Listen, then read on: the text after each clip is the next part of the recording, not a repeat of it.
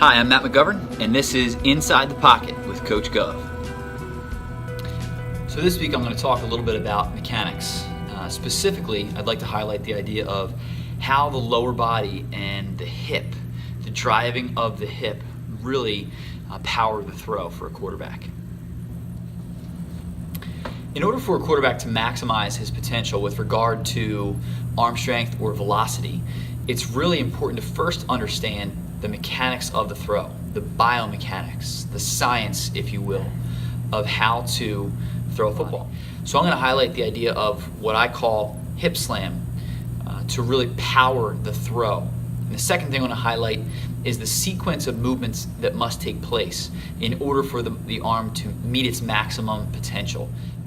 Let's take a look at DeAndre Francois, Florida State's quarterback, in their game from this past weekend against Alabama, at how he utilizes his hip slam to maximize his arm's ability. Let's take a look at the play. I'll run through once for you.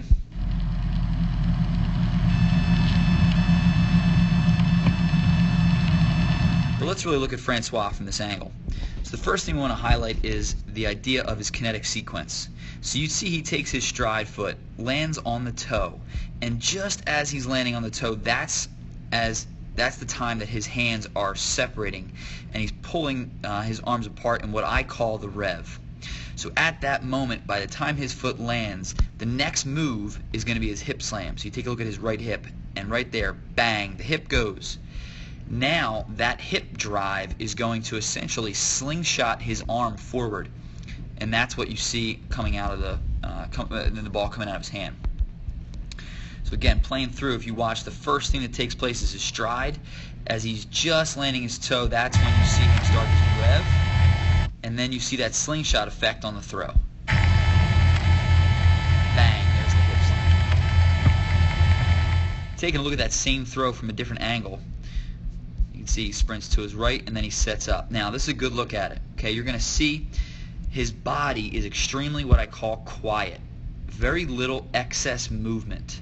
Okay, and again, that if the body was thought of as a giant human whip, you can see that slingshot effect, just like the cracking of a whip, as is the way that his arm functions, because he's able to stride his front stride toe out there, pointing the toe where it wants to go. So you see he sets his GPS foot, and at that moment he's landing on his toe. The reason that's important is because his body weight then is able to stay back.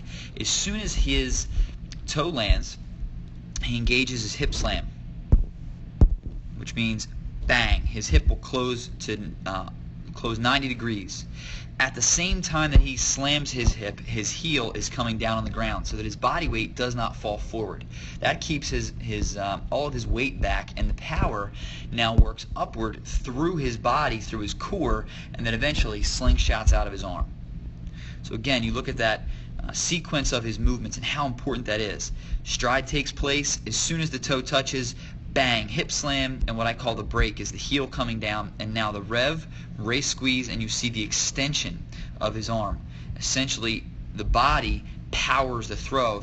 If you kind of can envision an airplane propeller, the propellers are just going. That's his arms. But the power, the engine, that's the lower half. That's the hip slam accompanied by the break, which is his heel coming down, keeping his body weight back and allowing the power to travel upward through the body and eventually leaving the arm, maximizing what his arm's potential can do.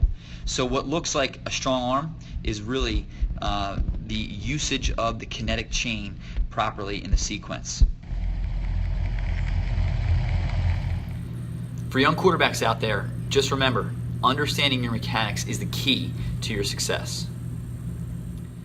Thanks for tuning in to this week's Inside the Pocket with Coach Gov.